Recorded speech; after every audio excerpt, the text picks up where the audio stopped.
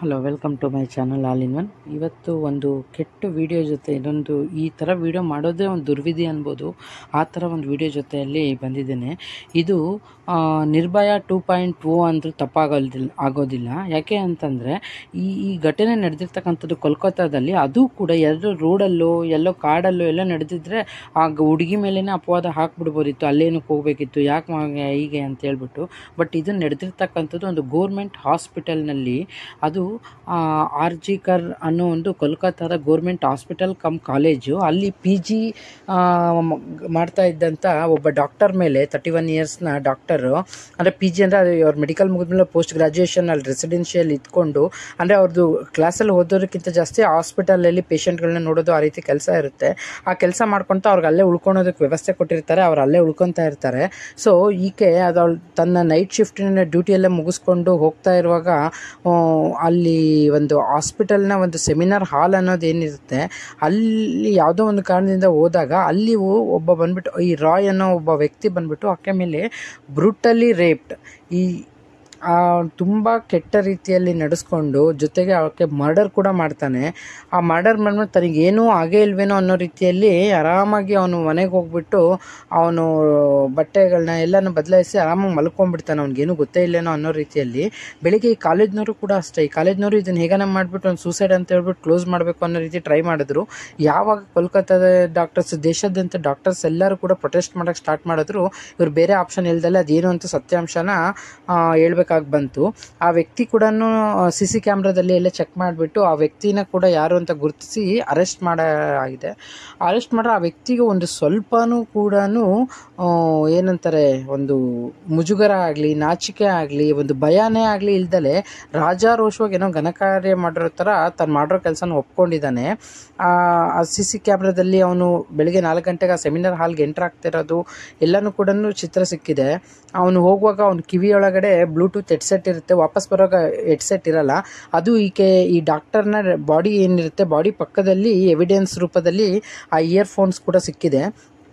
ಮತ್ತು ಈ ವ್ಯಕ್ತಿನ ಮಫ್ತಿ ಇದು ಅವ್ರ ಮನೆಗೆ ಹೋಗ್ಬಿಟ್ಟು ಎಲ್ಲ ಎನ್ಕ್ವೈರಿ ಇದು ಮಾಡಿದಾಗ ಅಲ್ಲಿ ಅವನು ಸಿಕ್ಕಂಥ ಬಟ್ಟೆಗಳು ಮತ್ತು ಅವನ ಶೂಗಳು ಕೂಡ ಎಲ್ಲನೂ ಕೂಡ ರಕ್ತದ ಕಲೆಗಳು ಎಲ್ಲ ಸಿಕ್ಕಿದೆ. ಈ ವ್ಯಕ್ತಿ ಯಾರು ಅಂತ ಹೇಳೋದಾದರೆ, ಇವನು ಬಂದ್ಬಿಟ್ಟು ಯಾವುದೇ ಕಾಲೇಜಿಗೆ ಸಂಬಂಧಪಟ್ಟಿರೋಂಥ ವ್ಯಕ್ತಿ ಅಲ್ಲ. ಅಂಥ ವ್ಯಕ್ತಿನ ಕಾಲೇಜಿನ ಒಳಗಡೆ ಹೋಗೋದಕ್ಕೆ ಬಿಟ್ಟಿರ್ತಕ್ಕಂಥದ್ದು ಟೋಟಲಿ ಕಾಲೇಜ್ನ ಇರ್ರೆಸ್ಪಾನ್ಸಿಬಿಲಿಟಿ ಅಂತಲೇ ಅನ್ಬೋದು. ಒಂದು ಸೆಕ್ಯೂರಿಟಿನೇ ಇಲ್ದಲೇ ಇರೋ ರೀತಿಯಲ್ಲಿ ಇದು ನಡೆದಿರೋಂಥ ಘಟನೆ ಇದು. ಆ ವ್ಯಕ್ತಿ ಬಂದ್ಬಿಟ್ಟು ಇವನು ಯಾವ ಥರ ವ್ಯಕ್ತಿ ಅಂದರೆ, ಈ ಸಿವಿಲ್ ಪೊಲೀಸ್ ಅಂತಾರಲ್ಲ, ಅಂದರೆ ಅವನೇನು ಪೊಲೀಸ್ ಡಿಪಾರ್ಟ್ಮೆಂಟ್ನೇನೋ ಅಲ್ಲ. ಈ ಪೊಲೀಸ್ ಡಿಪಾರ್ಟ್ಮೆಂಟ್ನವರು ಅವ್ರಿಗೆ ಯಾವುದೇ ಡಿಪಾರ್ಟ್ಮೆಂಟ್ಗಳಲ್ಲಿ ಏನೋ ಕೆಲಸ ಮಾಡೋಕ್ಕೆ ಒಬ್ಬ ಸಿವಿಲಲ್ಲಿರೋ ವ್ಯಕ್ತಿನ ಅಪಾಯಿಂಟ್ ಮಾಡಿರ್ತಾರೆ. ಅವ್ರಿಗೊಂದು ತಿಂಗಳಿಗೆ 10,000 12,000 ಸಾವಿರ ಸಂಬಳಗಳನ್ನ ಕೊಡ್ತಾ ಇರ್ತಾರೆ. ಆ ಥರದ ವ್ಯಕ್ತಿ ಇವನು. ಈ ವ್ಯಕ್ತಿ ಬಂದ್ಬಿಟ್ಟು ಹಾಸ್ಪಿಟಲ್ಗೆ ಸಂಬಂಧಪಟ್ಟರು ಏನಾದ್ರು ವಿಚಾರಗಳನ್ನ ತಂದು ಬಂದು ಕೊಡೋದಕ್ಕೆ ಇಟ್ಟಿರ್ತಾರೆ. ಈ ವ್ಯಕ್ತಿ ಅವನು ಈ ವ್ಯಕ್ತಿ ಬ್ಯಾಕ್ಗ್ರೌಂಡಿಗೆ ಬರೋದಾದರೆ ಅವನು 4 ಮದುವೆ ಆಗಿದ್ದಾನಂತೆ. ಅವ್ನು ಟೋಟಲಿ ಮೆಂಟಲಿನೂ ಅವ್ನು ಸರಿ ಇಲ್ಲ. ಅವನು ಮೊಬೈಲ್ ತುಂಬ ಪೋರ್ನೋಗ್ರಫಿನೇ ಇದೆ. ಅಂದರೆ ತುಂಬ ಕಚ್ಚಡ ಮೈಂಡೆಡಿನ ವ್ಯಕ್ತಿ ಆಗಿದ್ದಾನೆ. ಇವನೇನು ಮಾಡೋನು, ಇವನಿಗೆ ಗಲ್ಲು ಶಿಕ್ಷೆ ಆಗಬೇಕು ಅಂತ ಹೇಳ್ಬಿಟ್ಟು ದೇಶಾದ್ಯಂತ ಡಾಕ್ಟರ್ಸ್ಗಳು ಸ್ಟ್ರೈಕ್ ಮಾಡ್ತಾ ಇದ್ದಾರೆ. ಯಾವ ಕಾರಣಕ್ಕೂ ವ್ಯಕ್ತಿ ಈ ನಿರ್ಭಯ ಕೇಸಲ್ಲೆಲ್ಲ ಆಯ್ತಲ್ಲ, 12 ವರ್ಷಗಟ್ಟಲೆ ಎಳೆದ್ಬಿಟ್ಟು ಅವ್ನು ಶಿಕ್ಷೆ ಕೊಡು ಇಮ್ಮಿಡಿಯೇಟ್. ಅವನಿಗೆ ತುಂಬ, ಯಾಕೆಂದರೆ ಅವನು ಇದು just not only rape and murder, ಈ ಬ್ರೂಟಲಿ ರೇಪ್ಡ್, ಅಂದರೆ ತುಂಬಾ ದಯಾನೀಯವಾಗಿ ಅವನು, ಅಂದರೆ ಅವಳು ಲೆಗ್ಸ್ ಬ್ರೋಕ್ ಆಗಿರೋದಾಗಲಿ, ಫಿಂಗರ್ಸ್ ಬ್ರೋಕ್ ಆಗಿರೋದು, ನೆಕ್ ಬ್ರೋಕ್ ಆಗಿದೆ.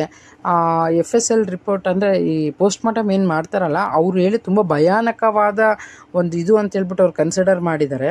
ಸೊ ಹಂಗಾಗಿ ಇಂಥ ವ್ಯಕ್ತಿಗೆ ಶಿಕ್ಷೆ ಆಗಬೇಕು ಅಂತ ಹೇಳ್ಬಿಟ್ಟು ಡಾಕ್ಟರ್ಸ್ಗಳೆಲ್ಲರೂ ಪ್ರೊಟೆಸ್ಟ್ ಮಾಡ್ತಾ ಇದ್ದಾರೆ. ಅಫ್ಕೋರ್ಸ್ ಪ್ರತಿಯೊಬ್ಬರು ಇದರಲ್ಲಿ ಎಲ್ಲ ಪೊಲಿಟಿಷಿಯನ್ಸ್ ಆಗಿರ್ಬೋದು, ಯಾರು ಕೂಡ ಯಾವುದೇ ಥರದ್ದು ಹಸ್ತಕ್ಷೇಪ ಮಾಡ್ದಲೆ ಈ ಕೆಲಸ ಮಾಡಿರ್ತಕ್ಕಂಥ ಆ ವ್ಯಕ್ತಿಗೆ ಶಿಕ್ಷೆ ಆಗೋ ರೀತಿ ನೋಡ್ಕೊಳ್ಬೇಕು. ಯಾರು ಕೂಡ ಇದರಲ್ಲಿ ಯಾವುದೇ ಥರನಾದ ಹಸ್ತಕ್ಷೇಪ ಮಾಡಿ ಆ ಒಂದು ಕೊಲೆಗಡಕನ ಏನಿದ್ದಾನೆ ಅವನ್ನ ಸೇಫ್ ಮಾಡೋದಕ್ಕೆ ಟ್ರೈ ಮಾಡಬಾರ್ದು. ಅವನು ಶಿಕ್ಷೆ ಆಗಬೇಕು ಅಂತ ದೇಶಾದ್ಯಂತ ಪ್ರೊಟೆಸ್ಟ್ ಮಾಡ್ತಾ ಇದ್ದಾರೆ. ಈ ಥರ ಆದರೆ ಹೆಣ್ಮಕ್ಳುಗಳಿಗೆ ಒಂದು ಸೆಕ್ಯೂರಿಟಿ ಎಲ್ಲಿದೆ, ಇದೇನು ಹೊರಗಡೆ ಇಲ್ಲ, ರೋಡಲ್ಲ, ಏನಲ್ಲ, ಕಾಲೇಜಲ್ಲಿ ಓದ್ತಾರ, ಕಾಲೇಜಲ್ಲಿ ಉಳ್ಕೊಂಡಿರೋ ಹಾಸ್ಪಿಟಲ್ಗಳಲ್ಲೇ ಈ ಥರ ಆದರೆ ತುಂಬ ಕಷ್ಟ ಇದೆ. ಸೊ ಆಕೆ ಆತ್ಮಕ್ಕೆ ಶಾಂತಿ ಸಿಗಲಿ ಅಂತ, ಆಕೆಗೆ ಬೇಗ ನ್ಯಾಯ ಸಿಗಲಿ ಅಂತ ಕೇಳ್ಕೊತ ಈ ಒಂದು ವಿಡಿಯೋ ನಿಮ್ಗೆ ಇಷ್ಟ ಆದರೆ ಲೈಕ್ ಮಾಡಿ, ಶೇರ್ ಮಾಡಿ ಮತ್ತು subscribe to the channel. Thank you.